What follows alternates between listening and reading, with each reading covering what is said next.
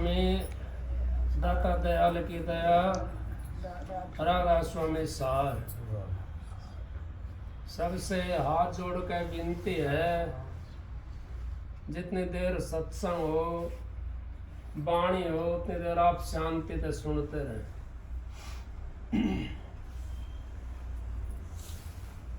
भाई ने शब्द सुनाया है और पहले भी शब्द आप लोगों ने गाए हैं।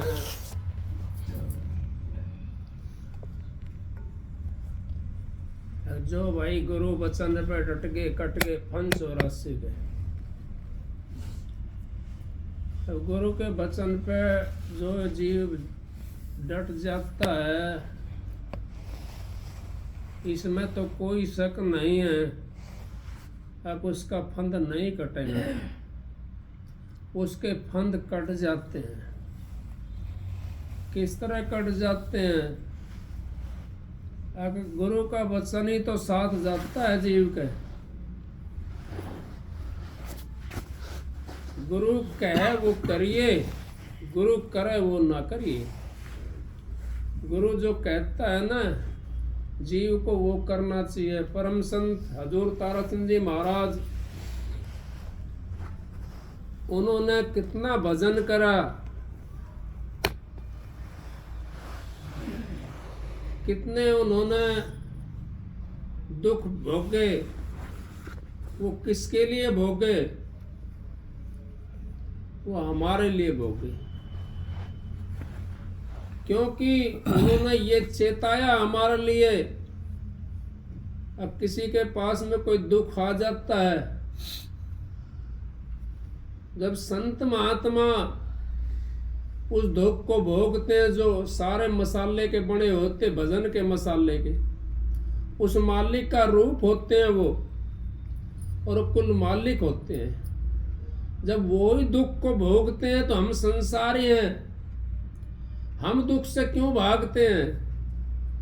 महाराज जी कहते हैं, अक भाई दुख को अपना साथी बना लो।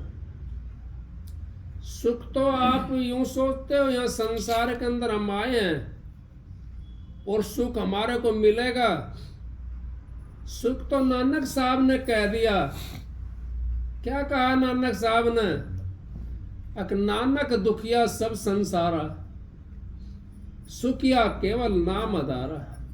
जो उस नाम के अंदर जो रच जाता है, वो सुख का सांस है उसका। और नहीं, यहाँ संसार के अंदर तो दुख का ही मूल है सारा। दुख का ही सारा वो बना पड़ा है यहाँ पर। तो इसके अंदर सुख की आस देखते हो? नहीं, इस संसार के अंदर सुख नहीं है। सुख कहाँ मिलता है? सुख तो वो मालिक के नाम में मिलता है। उस मालिक के नाम पर जो डट गया, उसको ना तो दुख व्यापता और ना सुख व्यापता। हम एक विनती बाद में करते हैं, सत्संग समाप्त होने के बाद में नहीं करते। अब दुख सुख कुछ व्यापे नहीं, छूटे सब उत्पात। दुख भी नहीं व्यापना चाहिए और सुख भी नहीं व्यापना चाहिए, छूटे सब उत्पात। तो उस दुख के लिए क्यों रोते हो? नहीं रोना चाहिए उस दुख के लिए, क्योंकि यहाँ इंसान जब आता है तो अपना कर्म लेकर के आता है सृष्टि के ऊपर। अगर कर्म नहीं है उसका तो सृष्टि के ऊपर आएगा नहीं। अगर उसका कर्म है तो सृष्टि पे उसने आना पड़ेगा, बार बार आना पड़ेगा। आप दान करते हो, पुण्य करते हो, होम यज्ञ करते हो, तो ये आपका एक कर्म बन जाता है। इस कर्म को फिर भोगने के लिए आपको आना पड़ेगा सृष्टि के ऊपर। और यहाँ मृतलोक के अंदर आप आकर के उस कर्म को भोग करके फिर आप वापिस चले जाओगे। फिर दोबारा से फिर जन्म मिल जाएगा। किसी अच्छी जगह पे अच्छा कर्म करा तो अच्छी जगह पे जन्म मिल जाएगा, बुरा कर्म करा तो बुरी जगह पे जन्म मिल जाएगा। लेकिन कर्म का भोग तो भोगना पड़ेगा। हाँ, कर्म का भोग जब हमारे कट सकते हैं, अब पिछला किया तो हमने भोग लिया इस जन्म में। आगे अगर हम नाम का सुमरण रखते हैं, अपने गुरु के वचन पर चलते हैं, तो उस कर्म से हम बच जाते हैं। क्योंकि नाम एक ऐसी चीज है, नहीं कहिए कबीर साहब ने, राम नाम के ले थी होत पाप का नाश, जो चिंगारी आपकी पड़े पुरानी घास। अब वो पापों का और सुख का सबका नाश हो जाता है, सुख का भी नाश हो जाता है। कैसे हो जाता है? कर्म नहीं बढ़ते आगे, इस करके सुख और दुख दोनों का ही वो विनाश करके और आगे ले जाता है नाम। क्यों? सुख में आपने देखा होगा, मंसूर को सूली पर लटका दिया,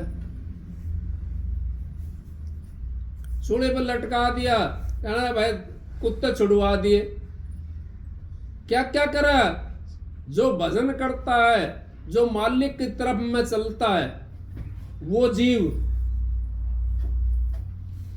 उसके सामने इतनी व्याधाएं आ जाती हैं, इतने कांटे बिछ जाते हैं उसके सामने, अब उनको पार करना बड़ा मुश्किल हो जाता है। कैसे? अब संत महात्मा भी संसार के अंदर आए, कबीर साहब को हाथी का पैर का बंधवा दिया, नहीं बंधवाया, आपके सामने की बात है। नानक साहब से जेल के अंदर चक्की पिसवा दी, किसने पिसवाई? वो इस संसार ने पिसवाई। तो उन्होंने भी वो दिखाया हमारे को। अब संत महात्मा भी आकर के यहाँ पर उनको भी नहीं बख्शा जाता, तो हम कैसे बख्शे जाएंगे? हम कौन से खेत की मूलियां जो बख्श देगा हमारे को कोई? क्योंकि यहाँ जो राज है ना, वो तो भाई काल महाराज जी का है। इसके अंदर तो हम अगर सच्चाई के ऊपर चलेंगे तो कांटे तो हमारे जरूर लगेंगे। लेकिन महाराज जी नो कहते थे, अगर भाई अपनी जूती मजबूत कर लो, जूती मजबूत अगर अपनी कर ली तो कांटे हमारे नहीं लगेंगे। अगर हमारी जूती मजबूत नहीं है तो हमारे कांटे चुभते रहेंगे। जूती मजबूत कौन सी करनी है हमने? हमने अपने गुरु के ऊपर इतना दृढ़ विश्वास करना है, अपने गुरु के वचन के ऊपर डटना है। गुरु वचन पर डट के कट के फन 84 के, गुरु वचन को त्यागे दुख पावा दुना पातक लागे। जाने नहीं गुरु की महिमा सारद शेष महेश। अब सारद शेष ब्रह्मा विष्णु भी गुरु की महिमा को नहीं जानते, क्योंकि ये भी महाराज ने कहा है कबीर साहब ने, कि ये साहिब ब्रह्मा विष्णु महेश इन तीनों की मंडी, और ये साहिब के चोरते चौथी एक रंडी। भगत भजन से उभरे रखियो जीत बारा, साध संगत से उभरे रखियो जीत बारा। अब साध तो संगत से उभरता है और भगत भजन से उभरता है। अगर हम भजन करते हैं, मालिक का नाम पर बैठते हैं, मालिक के वचन पर रहते हैं, तो हमारे कोटि जन्मों के इसी जन्म के अंदर वो सारा निवेरा हो जाएगा। क्योंकि दुख सने सने हमारे को आते भी रहेंगे, और अगर हम उस नाम के ऊपर चल रहे हैं तो हमारे को पता नहीं पड़ेगा। जो नाम पे नहीं चलता ना, वो दुख को ज्यादा महसूस करता है, और जो नाम के ऊपर चल पड़ता है, वो तो जिसकी सूरत छठे चक्कर से ऊपर चली जाती है। जिस स्त्री का पति प्यार करता है, दूसरे को ठोसे दे के चलती है, वो गामती नहीं है। जब हमारी छठे चक्कर से ऊपर सूरत चली जाएगी, या हमारे सतगुरु से मेल हो जाता है, कैसे मेल? चाहे आत्मा का हो और चाहे उस प्रकाश का मेल हो। जब आत्मा का मेल अगर हमारे अंदर बैठ गया, सतगुरु का प्यार बैठ गया हमारे अंदर, तो हम गामते नहीं है उस दुख को भी।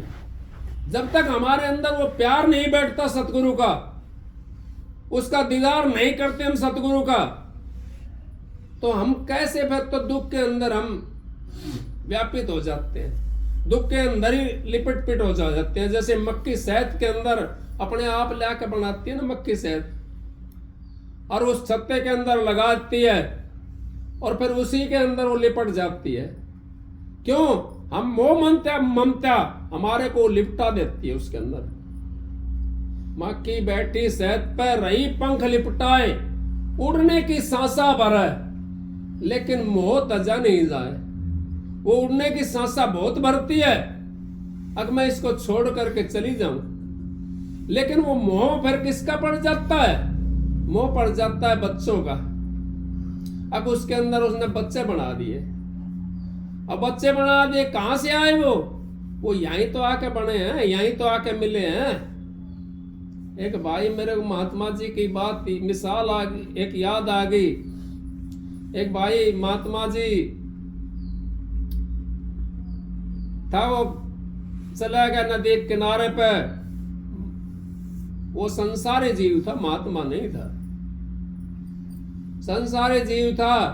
वो नदी किनारे पर चला गया और सुबह जंगल पानी गया था, तो जैसे कुरेदने लगा तो नीचे जमीन को, तो उसमें पीतल का बंटा था, वो दिखाया, कूना दिखाई दिया उसका।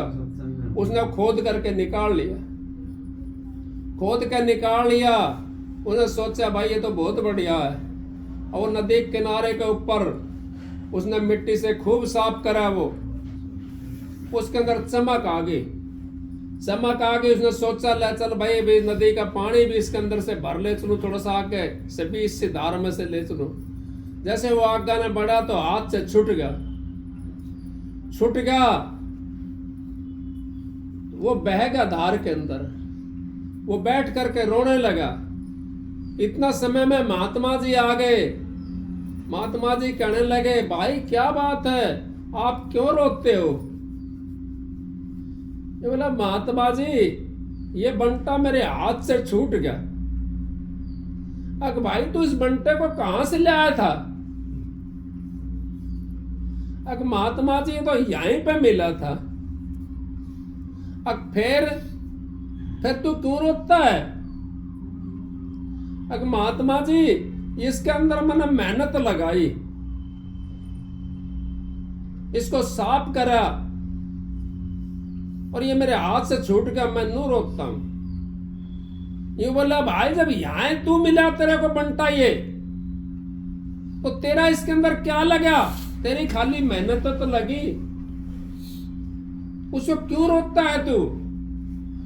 इसको जाने दे। तो हम भी इसी तरीके से रोना शुरू कर देते हैं। अब वो हमारी मेहनत जो होती है ना, उसको रोना शुरू कर देते हैं हम। लेकिन हम उसको मेहनत को नहीं देखते, हम तो वो चीज को जो यहीं मिली थी उसी को रोकते हैं। और संत जो ज्ञानी होता है वो उस मेहनत को नहीं रोकता, वो तो परमार्थ के लिए आते हैं। और सत्संगी के लिए भी अपना एक देह बनाना चाहिए सत्संगी ने भी। अब हम भी उन संतों की तरह परमार्थ करें, स्वार्थ में ना फंसे। स्वार्थ में अगर हम फंस गए तो हमारा अगला जन्म भी बिगड़ जाएगा और ये भी बिगड़ेगा, क्योंकि इसमें हमने स्वार्थ का भजन करा। साना रखे एक राम नाम की, सारा धोना धो देगी, और इससे दूजी चाहना दुनिया जान से खो देगी। अगर इससे दूजी चाहना हम रखते हैं तो दुनिया जान से खो देती है वो चाहना। क्यों? शिवरी ने क्या करा बेचारी ने? तो गुरु के वचन के ऊपर डटी, गुरु के वचन पर डटी। उसका गुरु ने कह दिया तेरे घर में राम आएंगे। अब वो इतनी सुन करके और वो वहां से विभोर होकर के चल दी। आई घर में तो उसको याद आया, अख भाई यूं तो पूछा नहीं तूने, अख राम कद आवेंगे। अब वो उल्टी गई, इतना ऋषि की कुटिया के ऊपर राम आकर के चले गए। ऋषि ने भी चोला छोड़ दिया,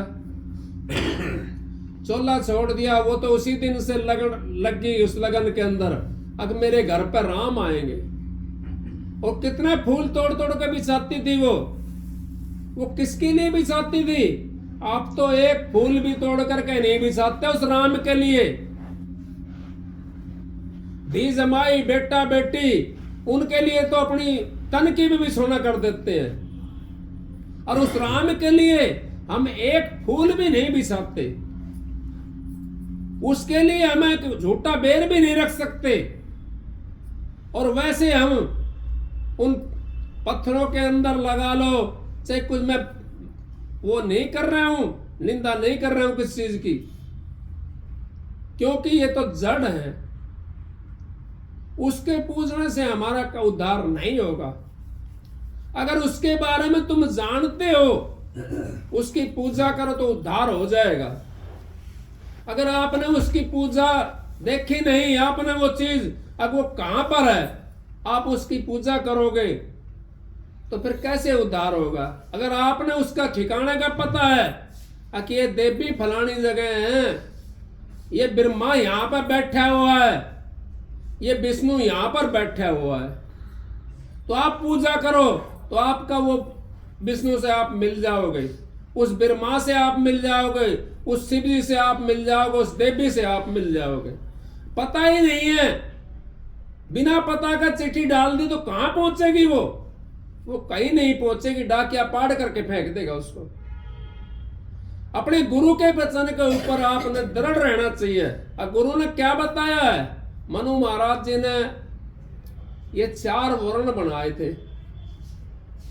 4 वर्ण कौन से बनाए थे? एक शूद्र, एक वैश्य, एक क्षत्रिय और एक ब्राह्मण। लेकिन उन्होंने कहां बनाए थे वर्ण? वो उन्होंने अपने अंतर के अंदर देख करके बनाए थे। कैसे बनाए थे? अंतर के अंदर देख करके। अब उन्होंने 4 वर्ण बना दिए। एक शरीर के अंदर जो पैर हैं, एक वर्ण पैर का कह दिया, उसको शूद्र का दर्जा दे दिया। अब ये सारी चीज को उठा करके लेके चलता है। ब्राह्मण को भी उठाता है, वैश्य को भी उठाता है और क्षत्रिय को भी उठा कर ले जाता है। फिर दूसरा कौन सा बनाया? अवैश्य। अवैश्य कैसे?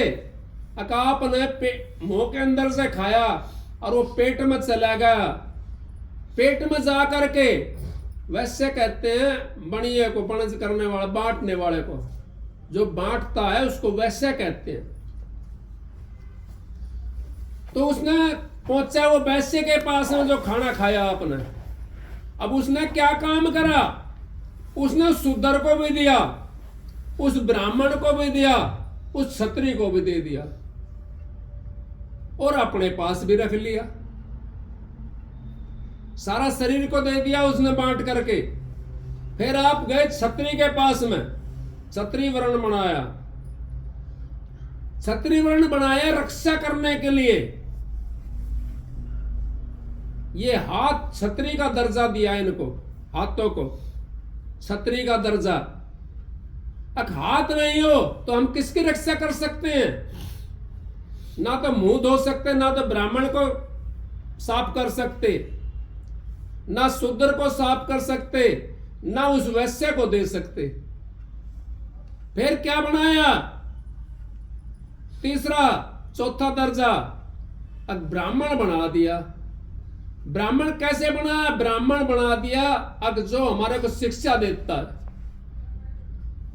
वो दर्जा बना दिया चौथा वाला। अगर वो मस्तक के अंदर, अगर आपके अंदर दिमाग नहीं होगा, ये मस्तक नहीं होगा, तो आप कैसे सोचोगे उस मस्तक से? दिमाग नहीं है। कई पागल डोलते हैं, उनके अंदर दिमाग नहीं है, वो किसकी सेवा करेंगे? ना तो ब्राह्मण की सेवा कर सकते, ना वो वैश्य की सेवा कर सकते, ना वो क्षत्रिय की सेवा कर सकते, ना वो शूद्र की सेवा कर सकते। ये 4 वर्ण बना दिए। और संत महात्माओं ने 4 वर्ण कहां बनाए? संत महात्माओं ने ये 4 वर्ण शरीर के ऊपर ही बना दिए। 3 तो ये खंड बना दिए, ये पृथ्वी लोक, पाताल लोक और आकाश लोक, और चौथा लोक वो 4 वर्ण, चौथा लोक वो 4 वर्ण में है, उसके अंदर बना दिए संत महात्माओं ने। एक अंड, एक पिंड और एक ब्रह्मांड और एक पार ब्रह्मांड। ब्रह्मांड से भी ऊपर जाना पड़ता। पार ब्रह्मांड के अंदर संतों का देश पार ब्रह्मांड के अंदर है।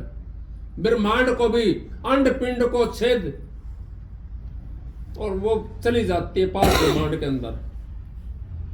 उस ब्रह्मांड के अंदर जब जीव पहुंच जाता है तो यूं समझो उसका जन्म मरण खत्म हो जाता है। जब तक हम इस छठे चक्कर के ऊपर रहेंगे, यहां से भी हमने कई बार क्या करना है, कई बार हमने वापिस आना पड़ता है, क्योंकि हमारा कर्म पूरा नहीं होता। हमने गुरु नहीं बनाया। जैसे कोई भाई ब्रह्मचारी होता है तो उसकी सूरत, अगर उसको थोड़ा सा भी ज्ञान होता है तो उसकी सूरत छठे चक्कर पे पहुंच जाती है। ये जो महात्मा ऋषि जो थे, अपने ऋषि मुनि जो थे, ये छठे चक्कर तक का भेद दे देते थे, ओम तक का भेद दे देते थे। विश्वामित्र जी के पास में ओम का भेद था, वासिष्ठ मुनि के पास में ओम का भेद था। क्या करा विश्वामित्र ने, चले गए, राजा थे विश्वामित्र, वासिष्ठ मुनि कुटिया के ऊपर, वहां पे पहुंच गए कुटिया के ऊपर, तो वासिष्ठ मुनि ने भाई तेरे घर पे आया है, तेरे कुटिया के ऊपर आया है, तो इसकी सेवा करना हमारा फर्ज है। अब इसके बीच में एक बात और आई है, आए का आदर करे चलत नवावे शीस, ऐसे मित्र से मिलना विश्व बीस। और आए का आदर नहीं, चलते का नहीं समय। अब कोई आता है तो आओ और जाता है तो जाओ, कोई समय नहीं। तुलसी वा घर मत जाइए, चाहे कंचन बरसे में। घर को आपने त्याग देना चाहिए, जहां आए का आदर नहीं और गए का समय नहीं। उस घर को आप त्याग दोगे तो आपकी, महाराज जी तो कहते थे अगर भाई वो पार हो जाएगा, वो इस सत्संग से वाक्य में पार हो जाता है। क्योंकि महाराज जी कहते हैं आ बैठ पी पानी, ये तीन चीज मोल नहीं लानी। आ बैठ पी पानी, पानी फ्री में आता है। एक गिलास किसी अपने मित्र को आता है अपने पास में, चाहे दुश्मन भी आता हो, उसको कह दो ले भाई आ जा बैठ तू पानी पी। तो इस तरीके से हम बच जाते हैं संसार से। जब वहां पहुंचे, क्या बात थी पहले, विश्वामित्र उस ऋषि के कुटिया पे पहुंच गए, वासिष्ठ मुनि जी के। वासिष्ठ मुनि जी कुटिया पहुंच गए। अब मुनि कहने लगा आओ महाराज आप बैठो, और आपके लिए आज जो है प्रसाद मेरी कुटिया के अंदर यहाँ करना है। तो बहुत ज्यादा फौज थी, घोड़े थे, हाथी थे। मैं बोला विश्वामित्र ये छोटी सी कुटिया, इसके अंदर कहां से दे देगा ये इतना सामान, कहां से खिला देगा। आप यकीन करके मान लो, आपके पास अगर 10 ग्राम सामान है ना, अगर आपकी आत्मा सच्ची है और आपका खिलाने का मन है, वही आपका 500 ग्राम बन जाता है।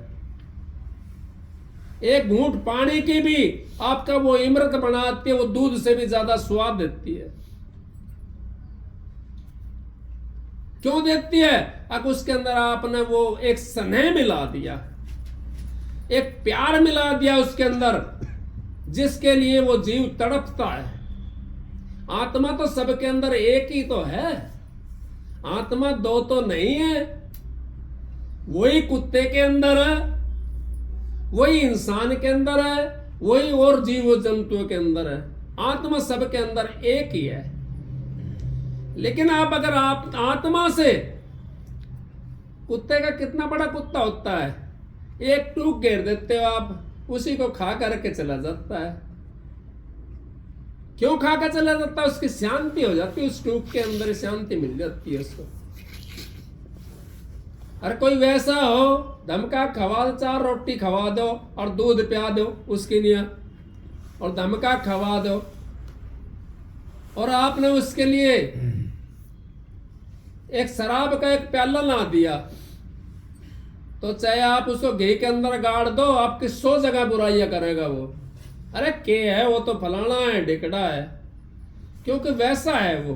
उसके अंदर आत्मा तो वही है, लेकिन उसको उस आत्मा का ज्ञान नहीं है। जब पहुंच गया वहां पे विश्वामित्र जी को अहंकार होगा। अहंकार के अंदर महाराज जी 60,000 हाथियों का बल बताते हैं, 60,000 हाथियों का बल। परम संत हजूर ताराचंद जी महाराज ने, उन्होंने तो सारी चीज अंतर के अंदर घटा करके बताई हमारे को। अब वो कहने लगा देखूं आजमाऊं तो सही, ये कहां से देगा कुटिया के अंदर से इतना सामान। कहने लगा महाराज आप बैठो, ये कुआं है, इस पर नहाओ धो, पानी पियो, और जो है मैं आपका भोजन की व्यवस्था करता हूं। नो भाई मेरे पास में महात्मा जी इतने तो घोड़े हैं, इतने हाथी हैं, अब सबके लिए यहाँ पर व्यवस्था हो जाएगी। अब महात्मा जी बैठ गया कुटिया के अंदर, वो नहा धो करके आए, उसके जो सेना थी, कहने लगा भाई आ जाओ, जिसने जो सामान चाहिए वही मिलेगा। 36 प्रकार के भोजन महात्मा जी अंदर हाथ करे फटाफट आ जाए, और सारा ले लेकर जाने लगा। लाइन में लग जाओ भाई सारे। थोड़ी देर में सबको दे दिया, हाथी का दे दिया, घोड़ों का दे दिया, और भाई जो मनुष्य थे उनको भी दे दिया उस महात्मा जी ने। उसके पास में कौन सी चीज थी? उसके पास में वो नाम था, वो कामधेनु गऊ थी उसके पास में। नाम जो है वो कामधेनु गऊ का काम करता है, तो दे दिया। अब वो कहने लगा ऋषि जी, वो क्या नाम, विश्वामित्र जी, अगर महाराज जिस चीज में से आप ये दे रहे हो, ये तो मेरे को दे दो। न बोला भाई ये देने की चीज नहीं है। अब वो तो समझा नहीं ना, विश्वामित्र नहीं समझा। नो बोला तो भाई लड़ाई ओट ले महात्मा जी, अहंकार था उसको, लड़ाई ओट ले। न बोला भाई ठीक है, देने की चीज नहीं है, लड़ाई ओट ली। अब महात्मा जी ने तो क्या काम था उसके पास, तो मैंने सुना महाराज जियों से, कई महाराज जियों ने, गोविंद सिंह जी जो थे पंजाब के अंदर, उनके पास में कितने मुकदमे लगा दिए। तो उनके चेले कहने लगे अगर महाराज जिन्हें मुकदमा लगाया इनको मार दें। ने बोला नहीं भाई आओ मेरी गैल। गोविंद सिंह जी चले गए, पहाड़ के पास में जा रहे थे, कंकर ठाई और चेले साथ थे, और पहाड़ के अंदर मार दी। पहाड़ में भड़क्का बोला, बोला मार तो मैं भी सकता हूं, लेकिन हम मारने के लिए नहीं आए। संत महात्मा किसी को मारने के लिए नहीं आते हैं, वो तो मुक्ति में ले जाने के लिए आते हैं, वो तो मुक्ति का धाम देखते हैं।